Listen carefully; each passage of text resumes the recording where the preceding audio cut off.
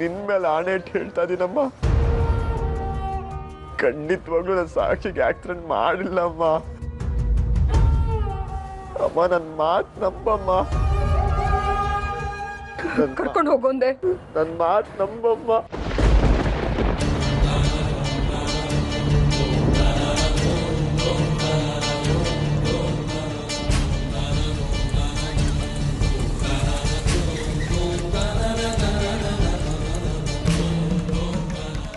ಕಾರಣಾಂತರಗಳಿಂದ ಬೆಳಿಗ್ಗೆ ಕೋರ್ಟ್ ನಡೀಲಿಲ್ಲ. ಮಧ್ಯಾಹ್ನ ಕೋರ್ಟ್ ಇದೆ. ನಾನೇ ಮೊದಲನೇ ವಿಟ್ನೆಸ್ಸು. ಆದಿತ್ಯನ ವಿರುದ್ಧ ಹೇಳಿಕೆ ಕೊಡಬೇಕು. ಪರವಾಗಿಲ್ವಾ ಮಾವ?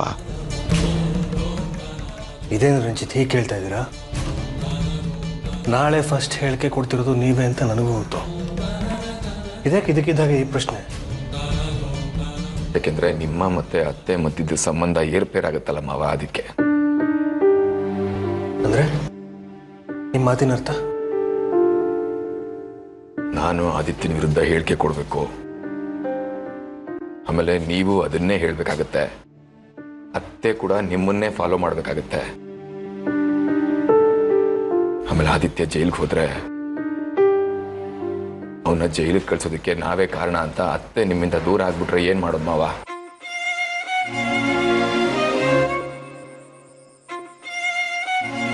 ಇಲ್ಲಿ ಯಾರು ದೂರ ಆಗ್ತಾರೆ, ಯಾರು ದೂರ ಆಗಲ್ಲ ಅನ್ನೋದಕ್ಕಿಂತ ಈಗಿರೋ ಪರಿಸ್ಥಿತಿನಲ್ಲಿ ನನ್ನ ಮಗಳು ಮುಖ್ಯ, ಆದಿತ್ಯ ಅಲ್ಲ ಅನ್ಸುತ್ತೆ. ಹಾಗಲ್ಲ ಮಾವ. ಆದಿತ್ಯ ಏನಾದ್ರೂ ಜೈಲಿಗೆ ಹೋಗ್ಬಿಟ್ರೆ ನನ್ನ ಮತ್ತೆ ನಿಮ್ಗಳ ಮಧ್ಯೆ ಇರೋ ಸಂಬಂಧದ ಆಯಾಮ ತಪ್ಪುತ್ತೆ. ನನಗೆ ಸಾಕ್ಷಿನೂ ಮುಖ್ಯ, ಅತ್ತೇನೂ ಮುಖ್ಯ, ನೀವು ಮುಖ್ಯ. ಏನ್ ಡಿಸಿಷನ್ ತಗೋಬೇಕು ಅಂತಾನೆ ಗೊತ್ತಾಗ್ತಿಲ್ಲ ನನಗೆ. ಬಿಟ್ಬಿಡ್ಲಾ ಅಂದ್ರೆ ಈ ಕೇಸ್ನ ಬಿಟ್ಬಿಡ್ಲಾ ಮಾವ?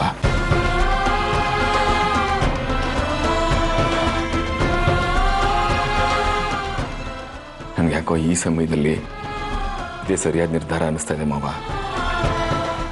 ನಾನೊಬ್ಬ ಸ್ವಲ್ಪ ಸಮಾಧಾನ ಮಾಡಿಕೊಂಡು ಕೇಸ್ ವಾಪಸ್ ತಗೊಂಡ್ಬಿಟ್ರೆ ಈ ದ್ವೇಷ, ಕೋಪ ಎಲ್ಲ ಸರಿ ಹೋಗುತ್ತೆ. ಮತ್ತೆ ನೀವೆಲ್ಲರೂ ಮೊದಲಿನ ಥರ ನಗ್ನಗ್ತಾ ತುಂಬಾ ಖುಷಿಯಾಗಿರ್ತೀರ ಮಾವ. ಏನ್ ಹೇಳ್ತಿದ್ದೀರ ರಂಜಿತ್? ಅಲ್ಲ, ಯಾಕಿಂತ ಯೋಚನೆ ನಿಮ್ಗೆ? ಇಲ್ಲಿ ಯಾವುದೇ ವೈಯಕ್ತಿಕವಾದ ದ್ವೇಷ ಇಲ್ಲ. ಅನ್ಯಾಯದ ವಿರುದ್ಧ ಹೋರಾಟ ಅಂತ ಅನ್ಕೊಳ್ಳಿ. ನಿಮಗೆ ನನ್ನ ಮಗಳಿಗೆ ಆಗಿರೋ ಅನ್ಯಾಯಕ್ಕೆ ನ್ಯಾಯ ಕೇಳ್ಕೊಂಡು ನ್ಯಾಯಾಲಯಕ್ಕೆ ಕಾಲಿಟ್ಟು ಈಗ ಕೇಸ್ನ ವಿತ್ಡ್ರಾ ಮಾಡ್ಬಿಡೋದಾ? ಹಾಗಲ್ಲ ಮಾವ. ಅಕಸ್ಮಾತ್ ಆದಿಗೆ ಜೈಲಾದ್ರೆ ತೆಗೆ ಆದಿ ಮೇಲಿರೋ ಪ್ರೀತಿಗೆ ತೆಗೆ ಜೀವನದ ಮೇಲೆ ಜಿಗುಪ್ಸೆ ಬಂದು ಅವ್ರೇನಾದ್ರೂ ಪ್ರಾಣಕ್ಕೆ ಹೆಚ್ಚು ಕಡಿಮೆ ಮಾಡ್ಕೊಂಡ್ಬಿಟ್ರೆ ಅಂತ. ಹಾಗಾದ್ರೆ ಈಗ ಸಾಕ್ಷಿ ಜೀವ ಅಪಾಯದಲ್ಲಿದೆಯಲ್ವಾ? ಅದಕ್ಕೆ ಹೊಣೆ ಯಾರು? ಮಾವ, ಈ ಮಾತನ್ನ ನಾನು ಹೇಳ್ತಿದ್ದೀನಿ ಅಂದ್ಕೋಬೇಡಿ. ಒಂದ್ ವೇಳೆ ಸಾಕ್ಷಿ ಏನಾದ್ರೂ ಆರಾಮವಾಗಿದ್ದಿದ್ರೆ ಅಣ್ಣನ ಮೇಲಿರೋ ಪ್ರೀತಿಗೆ ಅವಳು ಕೂಡ ಇದೇ ನಿರ್ಧಾರ ತಗೋತಿದ್ಲು. ಮಾವ, ನಿಮ್ಮ ಮತ್ತೆ ಅತ್ತೆ ಮಧ್ಯೆ ಸಂಬಂಧ ಚೆನ್ನಾಗಿರ್ಬೇಕು ಅಂತಂದ್ರೆ ನಾವು ಸಾಕ್ಷಿ ದೃಷ್ಟಿಯಿಂದ ಯೋಚನೆ ಮಾಡೋದೇ ಒಳ್ಳೇದು ಅನ್ನಿಸ್ತಾ ಇದೆ ನನಗೆ. ನಮ್ಮಗಳ ಸಂಬಂಧ ಹಾಳಾಗ್ಬಿಡುತ್ತೆ ಅಂತ ಹೇಗೆ ನಿರ್ಧಾರ ಮಾಡ್ಬಿಟ್ರ? ನಾಳೆ ಸಾಕ್ಷಿಗೆ ಅಲ್ಲ, ಏನು ಆಗೋದು ಬೇಡ. ಅಕಸ್ಮಾತ್ ಆದ್ರೆ ಜೀವನ ಪರ್ಯಂತ ಗಿಲ್ಟ್ ಕಾಡಲ್ವಾ? ಆದಿತ್ಯ ಅತ್ತೆಗೆ ಮಾತ್ರ ಮಗ ಅಲ್ಲ, ನಿಮ್ಗೂ ಮಗ ಅಲ್ವಾ? ಮಗ ಅನ್ನೋ ಸಂಬಂಧಕ್ಕಿಂತ ಮಗಳು ಅನ್ನೋ ಮಮಕಾರ ನನಗೆ ಮುಖ್ಯ ಅಂತ ಅನಿಸ್ತಾ ಇದೆ. ಮನಸ್ಫೂರ್ತಿಯಾಗಿ ಹೇಳ್ತಾ ಇದ್ದೀರಾ ಈ ಮಾತನ್ನ? ಅಳಿಯನಿಗೆ ಮೋಸ ಆಗಬಾರ್ದು ಅಂತಾನೋ ಅಥವಾ ಆದಿತ್ಯ ಸ್ವಂತ ಮಗ ಅಲ್ವಲ್ಲ ಅಂತಾನೋ? ಇಲ್ಲ ರಂಜಿತ್, ನಾನು ಆರತಿ ಅವ್ರನ್ನ ಮದುವೆ ಆದಾಗಿಂದ ಆದಿತ್ಯ ನನ್ನ ಮಗ ಅಲ್ಲ ಅಂತ ಯಾವತ್ತೂ ಭೇದ ಭಾವ ಮಾಡಿಲ್ಲ. ಆರ್ಯ, ಸಾಕ್ಷಿ ಹೇಗೆ ನನ್ನ ಮಕ್ಕಳು ಹಾಗೆ ಆದಿತ್ಯನೂ ನನ್ನ ಮಗನೇ. ಮತ್ತೆ ಯಾಕೆ ಕ್ಷಮಿಸ್ಬಾರ್ದು? ಇಂಥ ಸಮಯದಲ್ಲಿ ದ್ವೇಷ ಮುಖ್ಯ ಅನ್ಸುತ್ತಾ? ಪ್ಲೀಸ್ ರಂಜಿತ್, ಆದಿತ್ಯ ನನಗೆ ಹೇಗೆ ಮುಖ್ಯನೋ ಹಾಗೆ ನೀವು ನನಗೆ ಮುಖ್ಯ. ಹೊರಗಡೆಯಿಂದ ಬಂದು ಹಳಿನಿಗೆ ಸಿಗ್ತಾ ಇರೋ ಗೌರವ ಮನೆ ಮಗನಿಗೂ ಸಿಗ್ಬೇಕಲ್ವ ಮಾವ? ಇಲ್ಲ ರಂಜಿತ್, ಒಬ್ಬ ಮಗನಿಗೆ ಏನು ಗೌರವ ಕೊಡಬೇಕೋ ಅದನ್ನೆಲ್ಲ ನಾನು ಅವನಿಗೆ ಕೊಟ್ಟಿದ್ದೀನಿ. ತಂದೆಯಾಗಿ ಏನು ಕರ್ತವ್ಯ ಮಾಡಬೇಕೋ ಅದೆಲ್ಲ ಮಾಡಿದ್ದೀನಿ. ಆದರೆ ಅವನೇ ತಂದೆಯನ್ನು ಕಿಂಚಿತ್ ಗೌರವನೂ ಇಲ್ಲದೆ ನನ್ನ ಮೇಲೆ ದ್ವೇಷ ಸಾಧಿಸಿ ಮನೆ ಬಿಟ್ಟು ಹೋಗಿದ್ದಾನೆ. ಇಷ್ಟೆಲ್ಲ ಆದರೂ ಅವನ ಮೇಲೆ ನನಗೆ ಯಾವ ದ್ವೇಷನೂ ಇಲ್ಲ. ತಂದೆ ಮಗನ ಸಂಬಂಧ ನನ್ನ ಅವನ ನಡುವೆ ಹಾಗೇ ಇದೆ. ಆ ಸಂಬಂಧ ಆದಿತ್ಯ ಸಾಕ್ಷಿಗೆ ಆಕ್ಸಿಡೆಂಟ್ ಮಾಡೋ ತನಕ ಮಾತ್ರ ಇತ್ತು. ಇಲ್ಲ, ಈಗಲೂ ಇದೆ. ಇಲ್ಲಿ ಯಾವುದೋ ವೈಯಕ್ತಿಕವಾಗಿ ದ್ವೇಷ ಮಾಡೋ ಸಾಧನೆ ಇಲ್ಲ. ಈಗ ಈ ಸ್ಥಾನದಲ್ಲಿ ಆದಿ ಅಲ್ಲದೆ ಬೇರೆ ಯಾರ ಇದ್ದಿದ್ರು ನೀವು ಹೀಗೆ ಯೋಚನೆ ಮಾಡ್ತಿದ್ರಾ?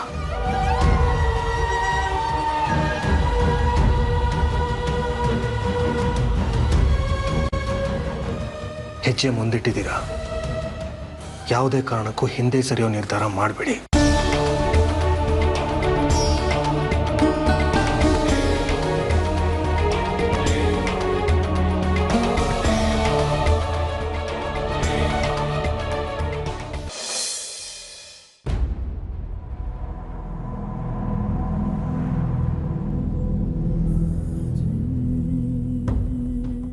ತಿನ್ನು.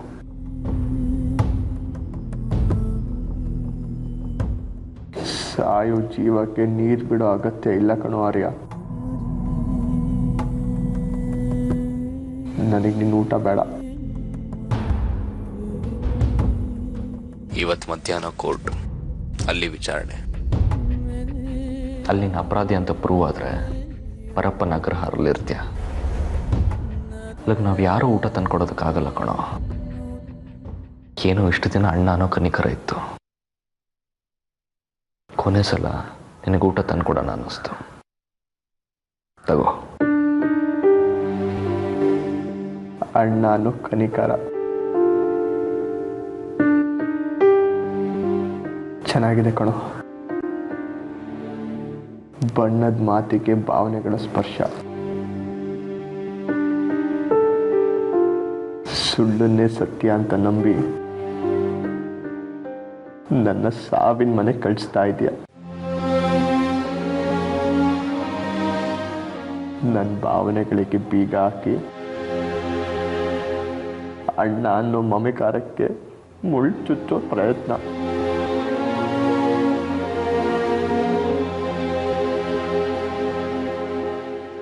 ನಿನ್ನ ತಮ್ಮ ಅನ್ನೋದನ್ನು ಮರ್ತು ಕೇಳ್ತಾ ಇದ್ದೀನಿ. ನಿನ್ನ ಕೈ ಮುಗಿದು ಬೇಡ್ಕೊತಾ ಇದ್ದೀನಿ.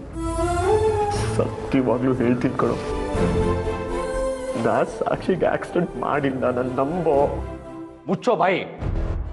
ಏನೋ ಉಪವಾಸದಿಂದ ಸಾಯ್ತಿದ್ಯಲ್ಲ ಅಂತ ಊಟ ತಂದು ಕೊಟ್ರೆ ಮಳ್ಳದ ಹಾಗೆ ನನಗೆ ಬ್ರೈನ್ ವಾಶ್ ಮಾಡಕ್ ಟ್ರೈ ಮಾಡ್ತಿದ್ಯಾ? ಈಗ ನಾನು ನಿನ್ನ ತಮ್ಮ ಅಲ್ಲ, inspector.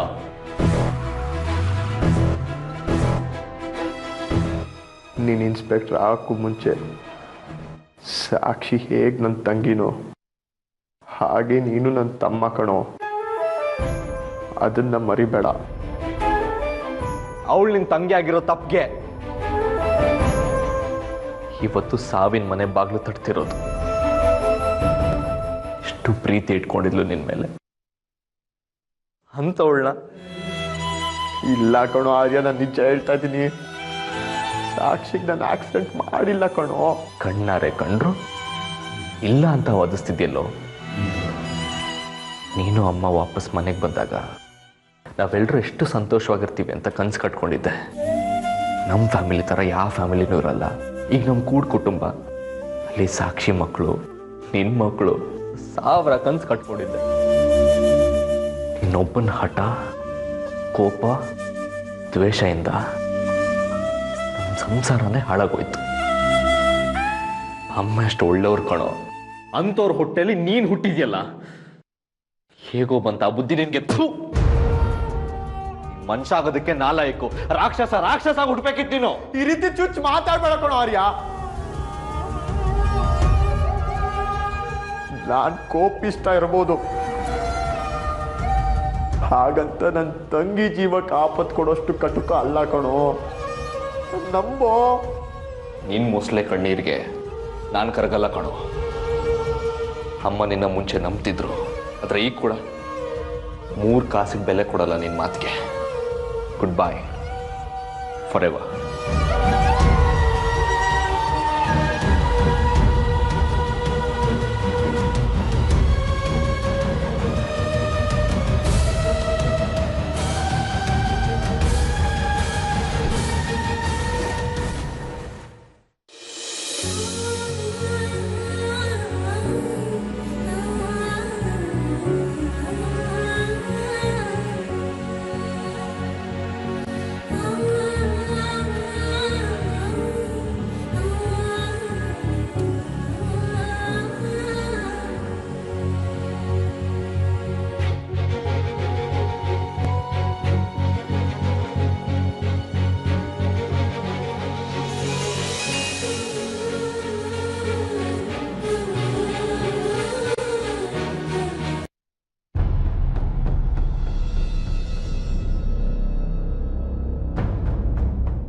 Case number 660 2015 Aditya versus Ranjit.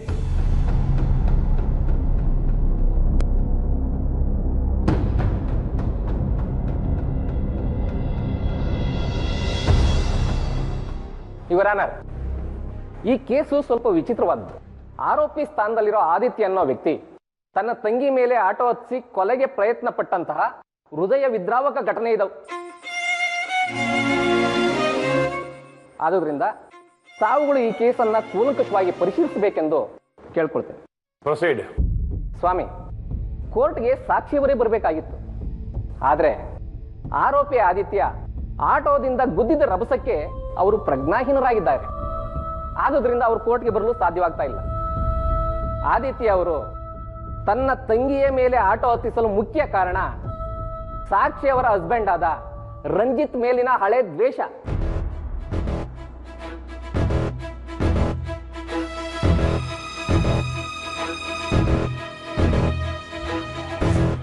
ಈ ಕೇಸ್ನಲ್ಲಿ ದೂರುದಾರರಾದ ರಂಜಿತ್ ಹೇಳಿಕೆ ಬಹಳ ಮುಖ್ಯವಾದದ್ದು. ಆದುದರಿಂದ ಅವರು ಹೇಳಿಕೆ ಪಡೆಯಲು ಅನುಮತಿ ಕೊಡಬೇಕು. ಗ್ರಾಂಟೆಡ್. ರಂಜಿತ್,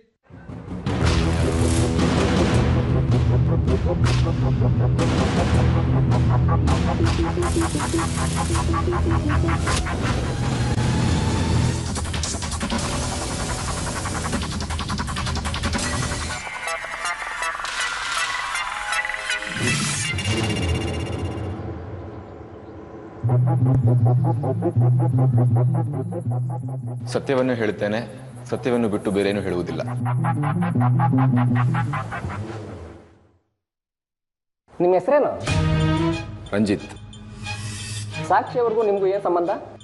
ಗಂಡ ಹೆಂಡತಿ ಸಂಬಂಧ. ನಿಮ್ಮಿಬ್ಬರದು ಅರೇಂಜ್ಡ್ ಮ್ಯಾರೇಜಾ ಅಥವಾ ಲವ್ ಮ್ಯಾರೇಜಾ? Love marriage. ಅಲ್ಲಿ ನಿಂತಿದ್ದಾರಲ್ಲ ಆರೋಪಿ, ಅವ್ರ ಪರಿಚಯ ಇದೆಯಾ ನಿಮಗೆ? ಇದೆ.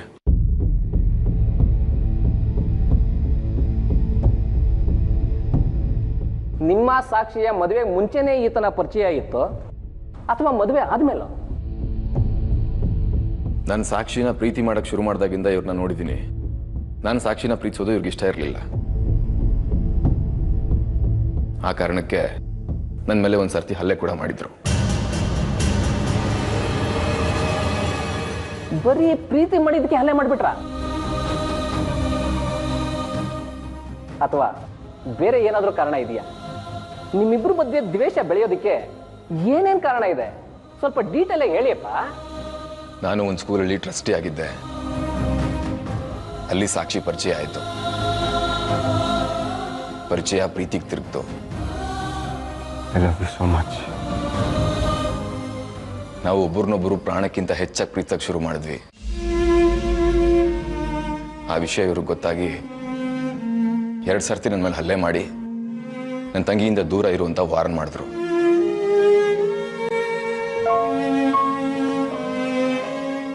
ಆಮೇಲೆ ಒಂದ್ಸರ್ತಿ ಯಾರ್ದೋ ಮಾತು ಕೇಳ್ಕೊಂಡು ಸತ್ಯ ಏನು ಅಂತ ತಿಳ್ಕೊಳ್ದೆ ನಾನು ಸಾಕ್ಷಿ ಮೇಲೆ ಬಲಾತ್ಕಾರ ಮಾಡಕ್ಕೆ ಪ್ರಯತ್ನ ಪಟ್ಟೆ ಅಂತ ನನ್ನ ಗೆಸ್ಟ್ ಹೌಸ್ ಮುಂದೆ ನನ್ನ ಕೊಲೆ ಮಾಡಕ್ಕೆ ಪ್ರಯತ್ನ ಪಟ್ಟು ನನಗೆ ಚಾಕು ಹಾಕಿದ್ರು. ಸತ್ತೋಗ್ಬೇಕಿತ್ತವತ್ತು ನಾನು ಬದುಕ್ಬಿಟ್ಟೆ. ಯಾರೋ ಏನೋ ಹೇಳಿದ್ರು ಅಂತ ಹಿಂದೆ ಮುಂದೆ ಯೋಚನೆ ಮಾಡದೆ ಕೋಪದಲ್ಲಿ ಏನ್ ಬೇಕಾದ್ರೂ ಮಾಡ್ತಾನೆ ಆದಿತ್ಯ ಅನ್ನೋದಕ್ಕೆ ಇದೇ ಸ್ವಾಮಿ ನಿದರ್ಶನ.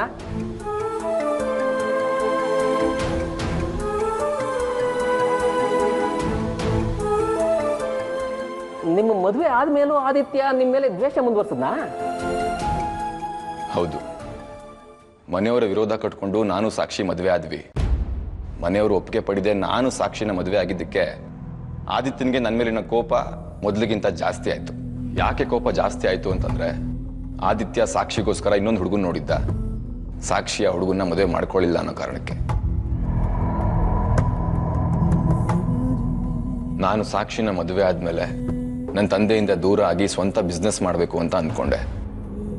ಎಲ್ಲೂ ಲೋನ್ ಸಿಗದೆ ಒದ್ದಾಡ್ತಿದ್ದಾಗ ಆದಿತ್ಯನ ತಾಯಿ ಅಂದ್ರೆ ನನ್ನ ಅತ್ತೆ, ನನ್ನ ಹೆಂಡತಿ ಸಾಕ್ಷಿ ಮತ್ತು ಆದಿತ್ಯನ ಪ್ರೇಯಸಿಯಾದ ನನ್ನ ತಂಗಿ ನಿರೋಷ 3 ಜನ ಸೇರಿ ನನಗೆ ಗೊತ್ತಿಲ್ಲದ ಹಾಗೆ ಆದಿತ್ಯನ ಕಂಪನಿಯಿಂದನೇ ನಂಗೆ ಲೋನ್ ಕೊಡಿಸಿದ್ರು.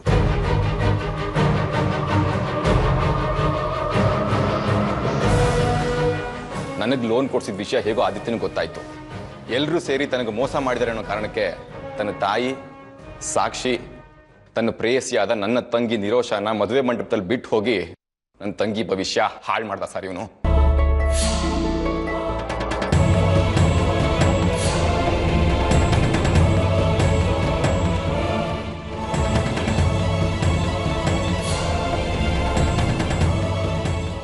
ಆದಿತ್ಯ ಮನೆ ಬಿಟ್ಟು ಹೋಗೋದಕ್ಕೆ ತಾನು ಕಾರಣ ಅಂತ ಸಾಕ್ಷಿ ಇವನ ಹತ್ರ ಮಾತಾಡಿ ಕನ್ವಿನ್ಸ್ ಮಾಡಿ ವಾಪಸ್ ಮನೆಗೆ ಕರ್ಕೊಂಡು ಬರೋಕೆ ಅಂತ ಹೋದ್ಲು ಸರ್. ಅಲ್ಲಿ ಇವನು ಬಾಯಿಗೆ ಬಂದಾಗ ಮಾತಾಡಿ ಅವಳಿಗೆ ಅವಮಾನ ಮಾಡಿ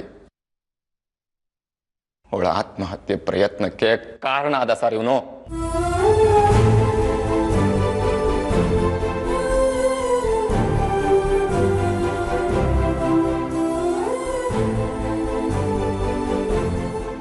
ಆದ್ಮೇಲೆ ನಾನು ಮನೇಲಿ ಇಲ್ದೇ ಇದ್ದಾಗ ಕುಡಿದು ನಮ್ಮ ಮನೆಗೆ ನುಗ್ಗಿ ಗಲಾಟೆ ಮಾಡಿ ನನ್ನ ಹೆಂಡತಿ ಹತ್ರ ರಂಜಿತ್ಗೆ ಸರಿಯಾಗಿ ಪಾಠ ಕಲಿಸ್ತೀನಿ ಅಂತ ಹೇಳಿ ಹೋಗಿದ್ದಾನೆ ಸರ್ ಇವನು.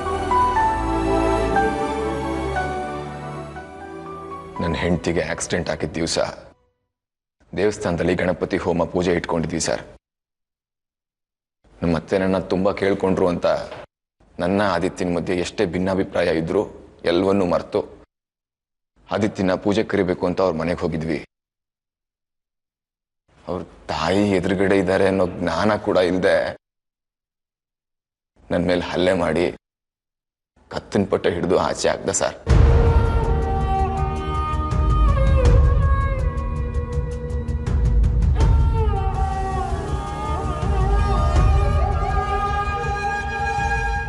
ನಾವು ಅಲ್ಲಿಂದ ಹೊರಟ ಮೇಲೆ ಅವ್ರ ಅಜ್ಜಿ ಹತ್ರ ಹೇಳ್ತಿದ್ನಂತೆ, ರಂಜಿತ್ತು ಹಿಂಗ್ ಲೈಫಲ್ಲಿ ಮರಿಬಾರ್ದು, ಆ ಥರದ ಪಾಠ ಕಲಿಸ್ತೀನಿ ನೋಡ್ತೀರಿ ಅಂತ.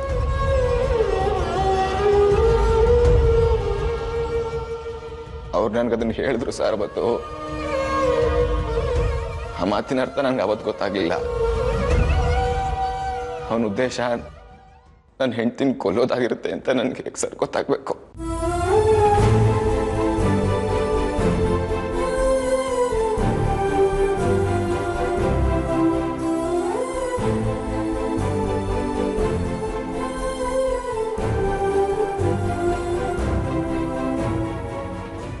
ನನ್ನ ಮೇಲಿನ ದ್ವೇಷಕ್ಕೆ ನನ್ನ ತಂಗಿ ಅಂತಾನು ನೋಡ್ದೆ ಅವಳ ಮೇಲೆ ಆಟೋ ಹತ್ಸಿ ಇನ್ನೂ ಪ್ರಪಂಚನೇ ನೋಡ್ದೇ ಇರೋ ನನ್ನ ಮಗುನ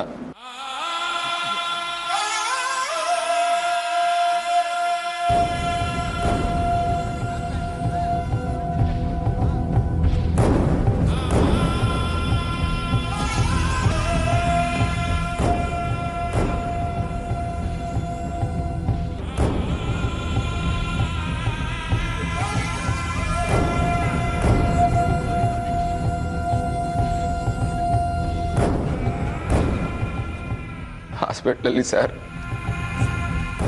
ನನ್ನ ಹೆಂಡತಿಗೆ ಅವಳೇನು ಬದುಕ್ತಾಳೋ ಸಾಯ್ತಾಳೋ ಒಂದು ಗೊತ್ತಿಲ್ಲ ಸರ್. ತುಂಬಾ ಸಂಕಟ ಪಡ್ತಿದ್ದಾಳು ಅವಳು.